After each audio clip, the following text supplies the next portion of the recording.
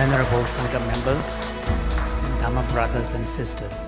Some of you may know I'm a Tibetan. I grew up in a traditional Tibetan society in India as a refugee, but also Tibetan community is 99% Buddhist. And in our case, we have been very blessed to have the leadership of His Holiness the Dalai Lama, who has right from the beginning been very proactive in engaging with modernity. For example, he has encouraged the monastic institutions to engage with science, for the Buddhist thinkers to collaborate with scientists, and also to really reach out to the lay community to really inspire them to engage with Buddha Dharma, not simply out of faith, but through understanding. In the West, Buddhism is increasingly popular, but engagement with Buddhism in the West is very different from engagement with Buddhism in the traditional Buddhist cultures. In the West, those who are interested in Buddhism, majority of them are not Buddhists. They are looking into Buddhism for something that they can take into their life and immediately apply it. On the positive side, it's a very practical approach because they take something that they can immediately use in their life. So for example, like many people in the West, they learn basic techniques of calming the mind through breathing. And then also they learn to regulate their emotions based on the awareness.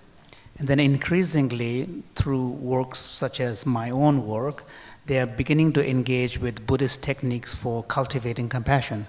So in essence, what they are looking for from Buddhism is to find a way to lead a life that is more peaceful, calm, less stressed, and also with that connecting with their good intention so that they can live a happy and meaningful life. But in the traditional Buddhist cultures, because of the traditional approach, we tend to emphasize devotion and faith. And then sometimes there is a tendency in almost all the traditional Buddhist cultures that understanding and knowledge of Dharma is the job of monastic members, and then the lay people's job is to simply revere and have devotion and serve the monastic community. But this approach worked for many centuries, but I don't think it works now. As society becomes more and more modern, individualistic, then the loyalty becomes less and less powerful. So in this modern contemporary cultural context, what needs to do is on the part of the individual members of the Buddhist community, including lay members, each of us need to find real purpose and meaning in the Dharma. We have to make Dharma real in our life. So this is what the Dalai Lama calls to be a 21st century Buddhist. So in other words, Buddhists in the traditional cultures need to combine devotion and understanding. And the understanding has to be rooted in some personal experience. So for example, if you are going through a very difficult time, for example, like a loss of a loved one or a separation from your loved one or financial failure, in that moment, if you have benefited from applying the Dharma teaching, then your conviction in the power of Dharma is very deep. So the teachings in Buddhism is really rich. And the reason why Buddhism is so rich in meditation and mental practices is Buddhism is a religion with no God. So the understanding of enlightenment, understanding of salvation is really about purification of the mind, perfection of the mind. That's why in Buddhism, unlike other religions, there's a rich tradition of practices and psychology. So right from the time of the Buddha, emphasis was on understanding your own mind and how it works. Venerable spoke about the example of metaphor of second arrow. So the second arrow refers to how each of us individually react and respond to difficulties in our life. So as human beings with this body and mind, there's always going to be some kind of trouble, some kind of suffering. There is no suffering-free life unless you become enlightened, you know. So you cannot protect yourself from suffering. And then trying to protect yourself from suffering is a waste of energy because you don't know where the suffering is going to come from. Because a large extent, sufferings come from many other conditions that are beyond your control. There is a great Indian master, 8th century, who said that trying to protect yourself from sufferings by changing the environment is like trying to cover the whole earth with leather so that your feet does not get pricked by a thorn. But by protecting the small space under your feet by leather does the same job. So that is the secret of Buddha's teaching, how to change the world by changing your own mind. So all of us are going to face adversity, but how we respond to the adversities makes all the difference. In contemporary society, everybody complains about stress. So stress is a very natural human response to challenges. So stress as a response is actually a positive thing because when stress kicks in, chemical processes in the body change.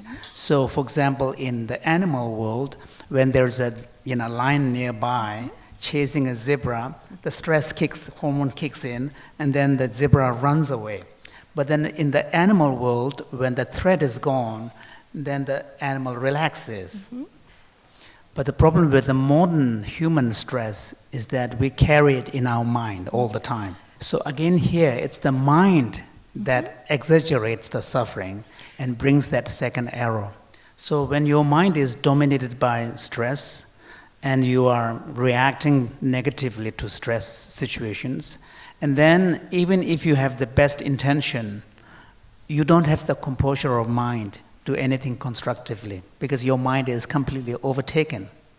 So what Buddhist meditation teaches is the ability to relax our mind and then also pay attention and bring awareness, be in the present, and don't immediately react. So for example, if you are caught in a very difficult situation, for example, like your teenage daughter is shouting back at you, so you get really angry, okay? So now, if you are a meditator, then you will immediately remember you are reacting, so you will take a deep breath and immediately cut that chain reaction. But if you immediately react, and then it's like two hands clapping, fighting with each other. So then you are fueling the negative energy. Whereas if you take a step back, a simple breathe, there cannot be even though there's a Zen koan asking what is the sound of one hand clapping, but you cannot clap with one hand. So all of these techniques for calming down our mind, learning to pay attention, bring awareness into the situation, all of this is there in the Dhamma, there in the Buddha's teaching. So Buddhists should not think that Dharma is all about future life and nirvana, and this life's problem we have to look for a therapist or a counselor or doctors. That's the wrong attitude. In fact, Buddha himself compares the Dharma to medicine, and it is the medicine of the ailment of the mind. So the best approach to promoting mental well-being is to use Dharma as a preventive method. Because if you create the space in your mind, with awareness, ability to pay attention, bring kind of, pauses in your reaction, you create a kind of a way of relating to the world and which makes your mind quite resilient. So in my own kind of personal work, one of the emphases I bring, especially to the secular world, is on compassion. The Buddhism that flourished and flourishes in South Korea is that of Mahayana tradition. And the essence of Mahayana tradition is the union of compassion and wisdom. In fact, this union of compassion and wisdom is symbolically there in the Heart Sutra, which is so sacred to all the Mahayana tradition. For example, the Heart Sutra is structured as a conversation between Shariputra and Avalokiteshvara. So paying attention to the compassion part is particularly important today. The wisdom part is more difficult because you have to understand the teaching on emptiness and you need to have advanced level of meditation. It's a bit more complicated, but the compassion part is more easy to understand and cultivate. There is a reason why across all the Buddhist cultures, the Buddha's Jataka tales, the previous life stories, are such an important object of worship. So in essence, Jataka tales are stories of Buddha's compassion in action. And also in the Mahayana teachings, we celebrate the Buddha's taking the Bodhisattva vow. So not only do we celebrate it, but also we individually, practitioners, also take Bodhisattva vows. So in Mahayana Buddhism, when it comes to the cultivation of qualities, compassion is really emphasized. There is a beautiful statement attributed to the Buddha in one of the scriptures, where the Buddha says the following. What is that single virtue which when you have in your hand, all other virtues come together? Compassion. So the beauty of Buddhism is that not only we take compassion as an object of admiration and reverence, but in fact there are practices that we can use to cultivate it. The reason for that, particularly in Mahayana Buddhism, is the idea of enlightenment is not something that you are getting it from outside. Enlightenment is essentially a perfection of the seeds of the qualities that is inside you. And this is the basis of that idea is the concept of the Buddha nature, which you are familiar. So, for example, all of us, we have a natural capacity to feel empathy for a suffering person. The very natural response. And if someone is suffering, like acutely in pain and crying, even if we don't know the person, we will respond in this way. We can choose to suppress this, but if we allow, and that suppression could be because we don't like the person or something is wrong with the background of the relationship. We can bring all sorts of reasons to obstruct it, but if we don't suppress it, our natural response would be that of empathy. So when we allow our natural response to kick in, then actually there are three things happening at the same time, almost same time. One is we see the situation, and we understand the suffering, then we feel moved by that suffering, and then we want to do something, or at least we want to see the suffering relieved. This is a very natural human response. We are all familiar with it. And another thing that you will notice is that when we feel this way, at that moment, there is no self-agenda. The focus is the other person. That is compassion. It's a very natural human quality. The only difference is whether we cultivate it or whether leave it simply at the level of response. So the only difference between the Buddha's compassion and our compassion is our compassion is limited by situation. We only respond this way when someone is suffering in front of us, whereas for the Buddha, it is universal. So one of the things that we are finding now from scientific research is that the more we cultivate this, interestingly, the person becomes happier. It's a kind of a paradox because compassion involves paying attention to suffering, and one would expect double suffering, but in fact, it's the opposite. And the way in which the scientists understand is that because what is happening is that when you allow your natural compassion to express, in a sense, you are getting some freedom from your obsessive self-focus. And it turns out a large part of the stress is actually, again, coming from excessive self-focus.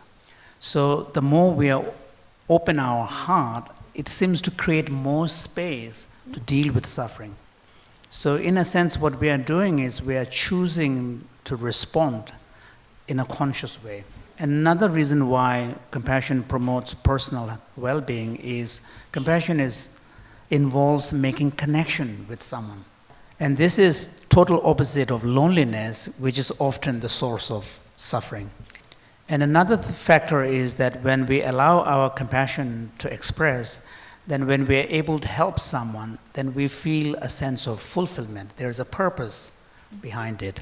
And also, one of the important things is that we are going to respond to a situation one way or another.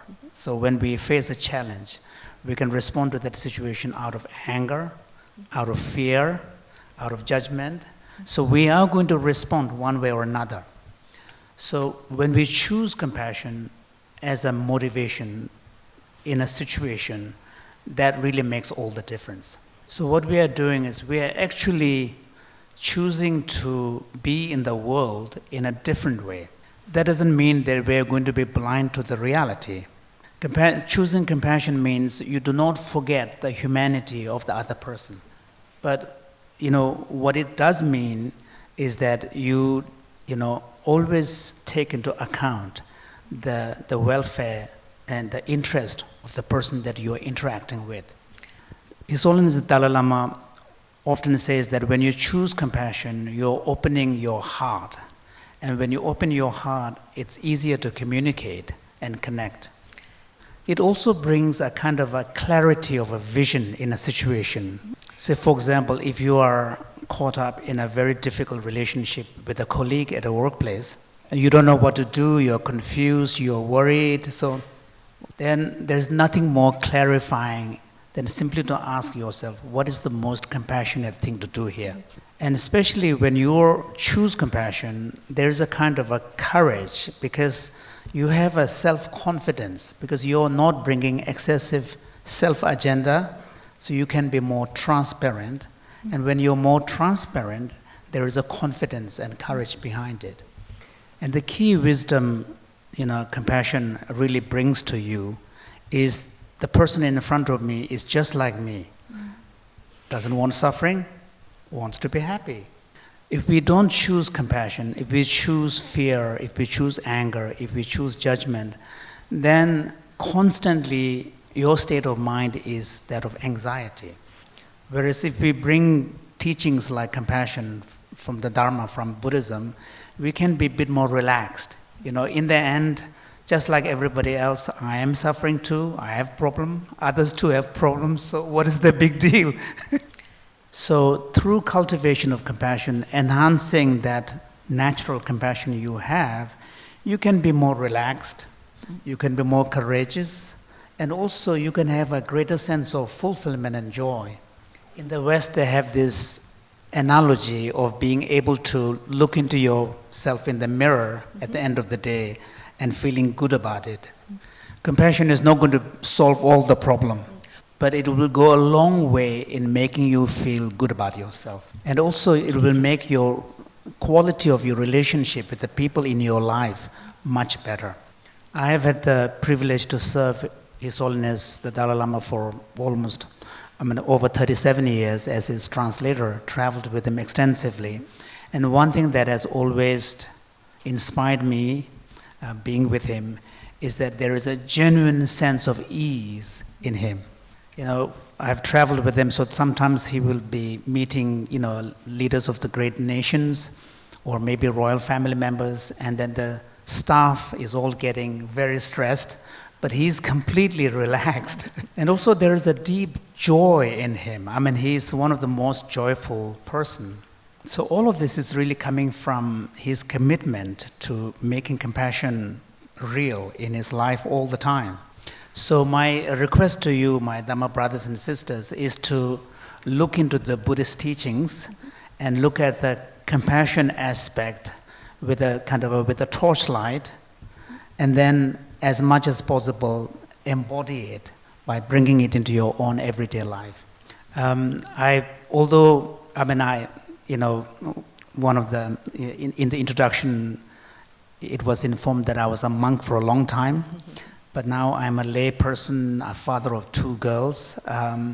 But the teachings from the Dharma has been so powerful in my own personal life as a family man, living in the West, struggling to do everything that everybody does, paying the bills, and always being able to maintain my joy and peace of mind. So although my own kind of work and passion is really preservation and dissemination of Tibetan text, but having exposed to the Dharma and having found the power of Dharma in my own life in the contemporary world, I feel motivated to really, as much as possible, share my own experience and insights from the Dharma as widely as possible to help many people in the contemporary world to deal with their own everyday suffering.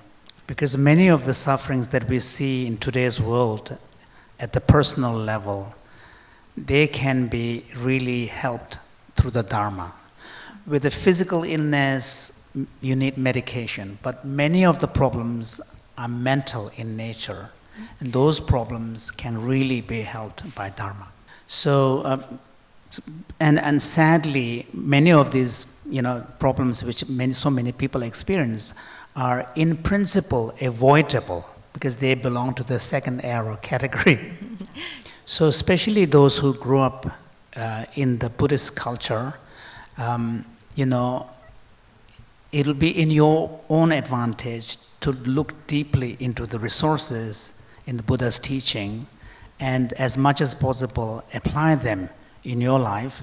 And you have monastic teachers who can help you, but also on your side, you also need to learn and apply them, make them real.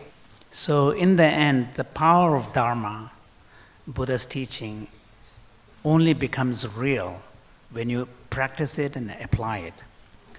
His Holiness the Dalai Lama was once asked by someone that the Buddha's teachings are more than 2,500 years old, and today's time is very different. How can the Buddha's teaching be relevant today? That was the question that was asked. His response was, over this 2,500 to 600 years, human beings have essentially remained the same, and the problems have remained the same.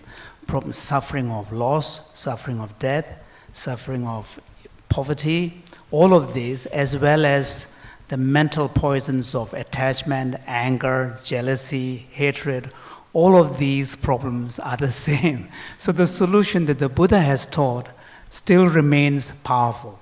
And he added that from a scientific point of view, the structure, shape, and size of the human brain has not really changed at all during this period. And he said that in future, if in 100,000 years, if human brain size and structures change, maybe then it's a different story. So as a Tibetan myself, I often tell my own community, especially when I'm speaking to the youth, that I feel sad that sometimes the younger generation do not appreciate the value of the jewel they have in their own tradition.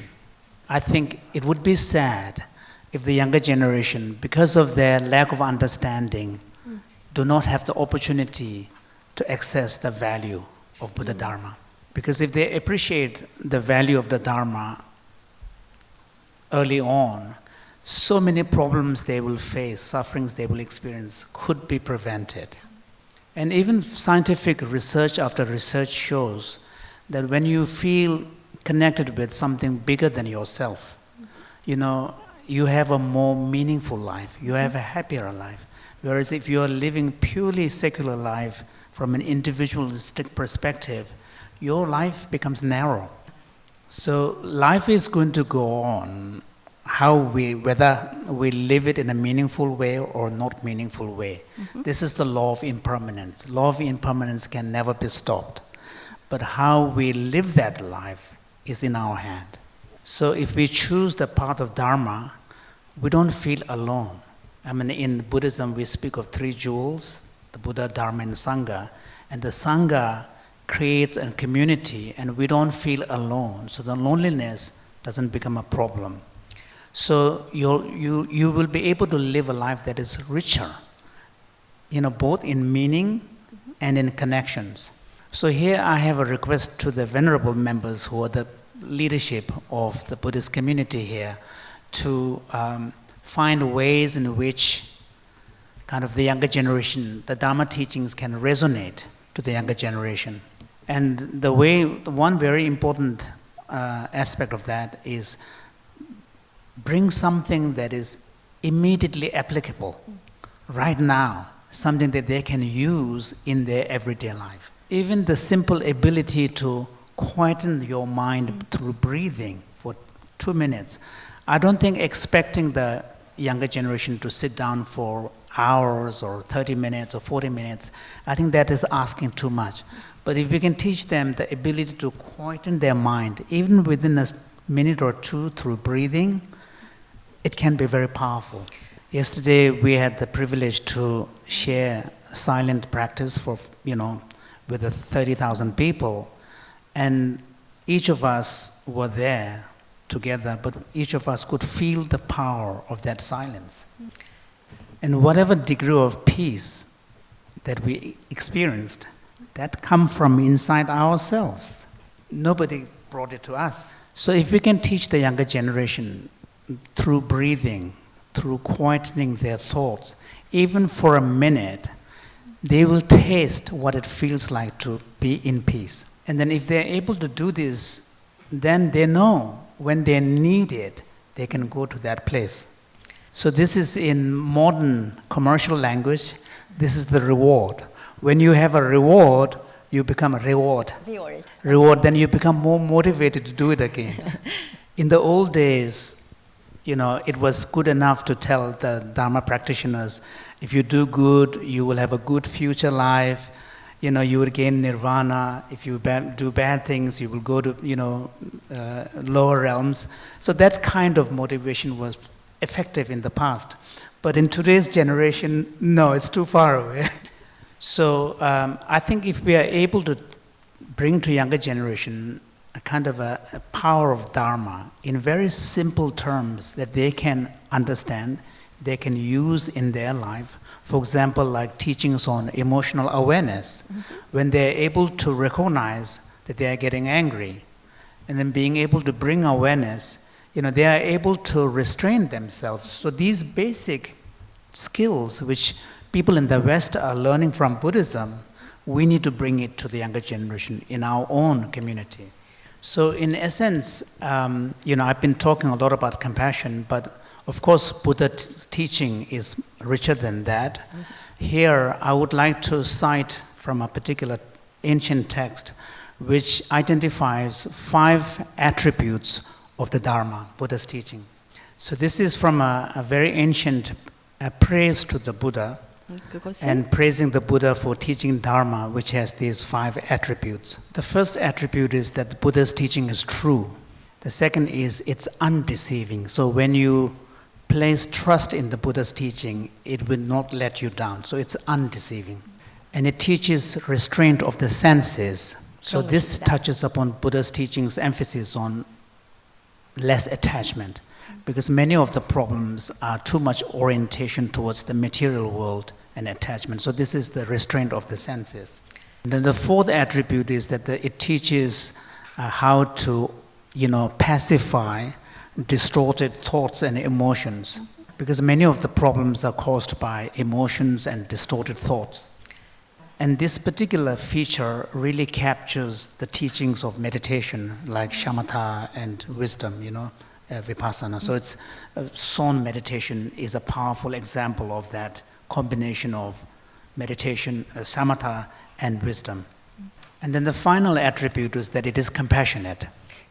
So in other words, Buddhism, the essence of the Buddha's teaching is that the cultivation of the heart through compassion and cultivation of the mind through wisdom combined with meditation.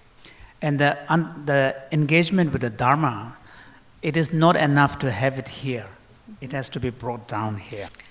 And what brings the Dharma knowledge from here to here is practice and meditation particularly. So in other words, the understanding of the Dharma has to become integrated in your personality. So at the beginning, the approach will be definitely conscious, effortful, and deliberate. But through practice, then it will become less effortful and less, conscious, and it eventually becomes a second nature.